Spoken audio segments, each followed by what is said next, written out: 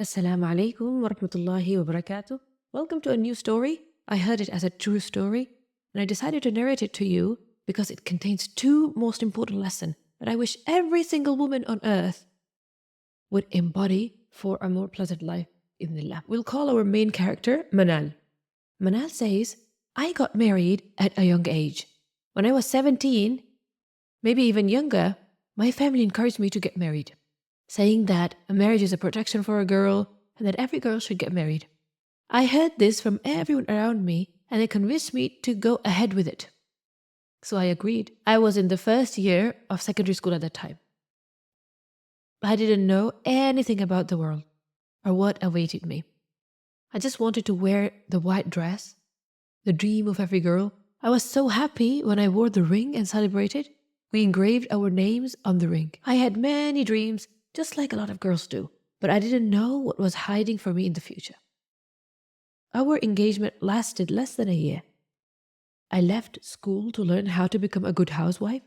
I learned to cook, clean, and take care of my husband. A month after our marriage, I moved in with my husband's family. I had a small room and a bathroom. The room was located in the middle of the house, right across from their main sitting area. There was no privacy at all. The first week of my marriage was filled with attention from everyone. My mother-in-law was very kind, or at least I thought she was. She would hug me in front of others and say, "This is our beautiful bride, our pretty flower." She would treat me like a princess. But one day, I woke up to the sound of a knock on my door. It was my mother-in-law. She said, "Wake up, it's time to get to work." I thought I was dreaming at first, but when I looked at her, she was serious. "You now have a house and a husband. You are a grown woman. Do you know what that means? You need to get used to these chores." She told me I had to learn how to do everything and that my mother hadn't taught me how to manage a household. At 7 a.m., I was cleaning the house, working nonstop. I would start working at 7 a.m. and continue until 12 p.m. I would feel so exhausted by the end of the day that I could barely move. My back would ache, but I kept working. The housework became a routine, and I got used to it over time. At 4 months of marriage, I got pregnant with my first child. I was exhausted and sick, but no one seemed to care about my health. They didn't care that I was struggling. They were more focused on their own comfort. I felt like I was living the life of a 60-year-old woman. One day, I felt particularly sick, and they took me to the hospital, and the doctor said this one needs a blood transfusion. She needs blood urgently. We might need to transfer her to another hospital because the baby is very small, and we don't have a place for preterm babies. Of course, I had the doctor say this to me, and it felt like I was dreaming while awake, not truly awake. Anyway, they transferred me to another hospital. The surgery took place, and when I woke up from it, I felt like I was living in another world. What was this? My body was burning with fever. I couldn't feel anything. I'm sure those who had a C-section would know what I'm talking about. Oh God, my body felt like ice. My limbs were freezing. They told me it was due to anesthesia. I woke up, and they had put an IV in one arm and had set up a blood transfusion in the other. All of this happened when my family didn't know anything. They hadn't even come to visit yet because no one had bothered to tell them anything. No one took the time to tell my family that I was sick in the hospital. After I woke up and started feeling better, I got dressed, and I felt a little like myself. Suddenly, my mother showed up crying, saying, "No one told me anything. No one informed me." Of course, my mother-in-law is the one in charge of everything. She wants to control everything. It's as if your own family has no say in what happens with you. My mother stayed with me for a week after I felt better. Once I recovered, I went back to my usual life. I would only enter my room to sleep. Can you imagine? I spent the entire day walking around the house, only going to my room to lay down and sleep. My baby was very small, and my mother-in-law always took him and kept him in her arms.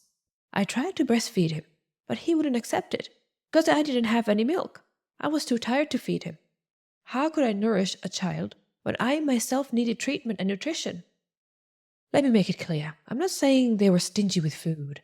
No, they weren't stingy.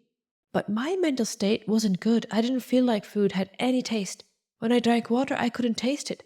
When I put food in my mouth, I felt like a stone. I couldn't swallow it. My mental state was different. I had no appetite whatsoever. Over time, I became very weak. I would feel dizzy and my vision was blur. It was an unnatural kind of fatigue. This was around the time I visited my family. For your information, I visit them about once a month or every 20 days, even though they live close by. That's the system in my in-laws' home. I can't leave except on specific days. When I reached my family's house, they gave me the warmest welcome. What do you want? What do you need? We'll make it for you. Honestly, my family made me the best food, the tastiest dishes. And I felt like their food was different. Their life was different. For example, even a simple glass of water felt like honey going down my throat. The atmosphere at my family's house was so different. I loved it. I regretted the days I spent away from them. When my mom saw that my face was pale and I was exhausted, unable to support myself even, she said, "We need to go to the nearest clinic." There was a clinic close to us, and as soon as we entered, the doctor did a full checkup. After she finished everything, she looked at my mother, and with a sharp look, she said loudly, "Are you her mother?" My mother replied, "Yes, I'm her mother." The doctor said, "I thought you were her mother-in-law. I need to know how this girl is living. She hasn't even turned 18 yet. She has a 4-month-old baby, and her hemoglobin is at 7. She can't even support herself. And on top of that, she's also pregnant." When my mom heard this, her face changed. Although this pregnancy was tiring, it was easier, a little easier than the first one. Maybe because I was a little older, maybe because my mental state had changed, or maybe my situation had changed, I don't know. But it was better and easier. During this time, my husband didn't know anything about me. I never felt like he cared about me like other people's husbands did. I never felt like he had any sympathy for me or felt for me. No, he didn't care. He was always yelling, raising his voice, getting angry at me. Life went on. During this period, life was nothing but work and serving. I wouldn't go out. I wouldn't go anywhere. If I went out, it was only for holidays or special occasions. But going out to shop or hang out or to run errands together, no, that never happened. He would just take me to my family's house and then take me back to his family's house. Anyway, I got really tired in my 8th month of pregnancy. The doctor said that I had to give birth early. So I delivered my baby in the 8th month. My baby was put in the NICU for 14 days. After those 14 days, my life began to change for the worse. The responsibilities piled up. The situation was really hard. I was weak. I would get upset over the smallest things. I didn't have the energy to bear it. I became irritable. The smallest things upset me. My husband didn't have a personality. He was non-existent in front of his mother. He didn't have a say in the house. He would come home, work, get the money, and give it to his mother. And I had nothing but to eat and drink. Beyond that, I had nothing. Our life consisted of work. We would wake up early, clean, arrange things, cook, figure out what we were going to do, who was visiting today, who was coming tomorrow. That was our life. His sisters would do simple chores. And keep in mind, his sisters were older than me. 3 of them were older than me. Can you imagine? I had 3 kids, and after a while I got pregnant again and had a 4th child. I had 4 kids in one room, and I was barely 24 years old. 4 kids in one room. When I complained about my situation, my husband said, "Okay. 2 of them can sleep in my mother's room." And indeed, my mother-in-law started arranging for 2 of my children to sleep with her, while the other 2 would sleep with me. I felt torn. My kids were away from me. I wanted to have my own life, a life just for me. I would look at my cousins and my sisters, the girls around my age, and see how they were living, feeling happy and at peace, enjoying married life. I didn't feel any of that. I didn't know what it meant to feel peace. I would complain to my mother, and she would tell me that I was a family girl, that I had to endure. You know how mothers are. She would say, "Things will get better. Your children will grow up, and your life will change." And I thought to myself, how will things change? I am 24 years old, and my oldest child is 7. It felt like I wasn't living. I would complain to my family that my husband was stingy with money, and the kids needed things, but he would say, "Go ask my mother." And my mother-in-law, well, she would lecture me saying, "They have clothes, they have everything they need." Honestly, my children lacked many things. She would say, "You just like to spend money." She would tell me to be careful with money, but the truth is, I never held any money in my hands. I had never ever been given any cash. It felt like I was a little girl, getting my pocket money from my family. Anyway, during this time, my husband's older brother Suleiman decided to get married. He went to propose to a girl who was at my age, 24 years old. Of course, I was more attractive than her in terms of look, features, and weight. She was very spoiled, very self-centered, and thought that no one was better than her. As soon as she got married, I saw how my in-laws treated her, how they prepared for her, how they treated her like a bride. No one asked her where she was. She would sleep until noon, waking up whenever she felt like it. She would come and go and no one would say anything to her. Her husband respected her and valued her. If you saw how my in-laws treated her, I cried for myself, regretted my situation. Her family was really caring for her. Her father would come every other day with gifts, sweets, and things like that. Of course, she hadn't even gotten pregnant yet. Her brothers would come every week to visit her. My mother-in-law would tremble when she heard her family was coming. She would tell everyone, get up, prepare the best food, get the best treats, and welcome them warmly. Oh, her family, mashallah, they treated her like a princess. She was spoiled, and she was clearly very loved by her family. I was jealous. I'm not going to lie. I was jealous of how they treated her. Anyway, she got pregnant. As soon as she got pregnant, everyone was paying attention to her, making sure she was happy and well cared for. The biggest concern was that the wife should be happy. One day, she had an argument with one of my husband's sisters, and their voices got loud. She immediately called her father, and he came right away. Honestly, her father took her home. He wouldn't let her come back. They had a meeting, and he told them, my daughter will not return until you find her a new house. So she stayed at her family's house until they finished her new house. It is unbelievable, the treatment she received from her family. Ya Allah, I was hearing all of this while I was pregnant, working in this house, carrying the house, going back and forth, doing all the chores. I was exhausted, my weight was dropping, my face was pale, and I had anemia. Why this treatment to me? No one cared for me, honestly. Everyone was paying attention to her. My mother-in-law said we need to save and complete the house for our son's wife so that people don't talk about us, saying that our daughter-in-law stayed with her parents and gave birth there. We need to finish her house before she returns. And indeed, soon her new house was ready. They went and moved her things, cleaned the house, and set everything up. Even my mother-in-law was working alongside them to make sure everything was ready so that her son's wife would return. And people wouldn't talk. She had a beautiful, healthy baby girl, mashallah. She was doing great. Everyone was helping her, and she was getting all the attention. She was treated like royalty. When she stayed up late at night, she would take the baby to my mother-in-law, and my mother-in-law would stay up with her while she rested and slept. Look at how spoiled she was. Little by little, my husband started spending more time with them, hanging out with them, and he would complain. He would say, some women don't know how to dress and look good for their husbands. They're sick all the time. He was referring to me. I was just thinking, isn't this all from you and your family though? How is it my fault? I was always taking care of myself, my health, him. I was the one responsible for everything, my health, him and our children. I took care of the house, and I never raised my voice.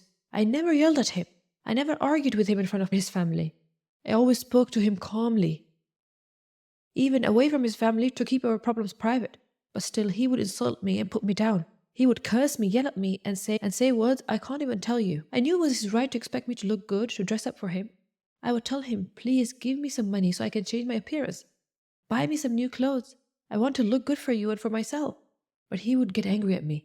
I remember once I asked him for new clothes for me and the kids. He screamed at me, threw things around the room, and told me terrible things. His words were so bad, and the noise of our argument was so loud, but I stayed quiet, keeping it all inside, and never wanted anyone to know how upset I was. I couldn't wait for the day I could go to my family and complain. They would always tell me to be patient, that things would get better, that my children would grow up, and everything would improve. I kept saying I wanted my own house. Why should I wait until my son grows up and builds a house for me? I'm living in one room with my husband and children, and my in-laws live in a huge house with multiple rooms, 2 bathrooms, and a large kitchen. It's my right to have a home like that. Eventually, my mother-in-law scolded me and told me I was pressuring her son. She said, your husband has nothing. Don't make things difficult for us. Be patient, endure. We never complained when we lived in the family house. No one ever raised their voice against their mother-in-law like you have. I don't know where you got your manners from. That day, I decided to go to my family's house. When I came back after visiting them, I found my husband had turned my room upside down. I don't know what he was looking for, but I found him holding a small piece of paper and saying, "You're using contraception?" He said I was not welcome in the house anymore, that I should go back to my family. We had a big argument and he kicked me out of the house. I arrived at my parents' house and after an hour, he showed up. And my father told me to work it out between us. And he sent me back to him. Since then, he became even worse. When my sister-in-law's brothers would visit her, check on her, and bring her small gifts, my husband used to taunt me. Whenever I asked for something, he would say, "Your family doesn't care about you. You have no value in their eyes. And you're comparing yourself to her?"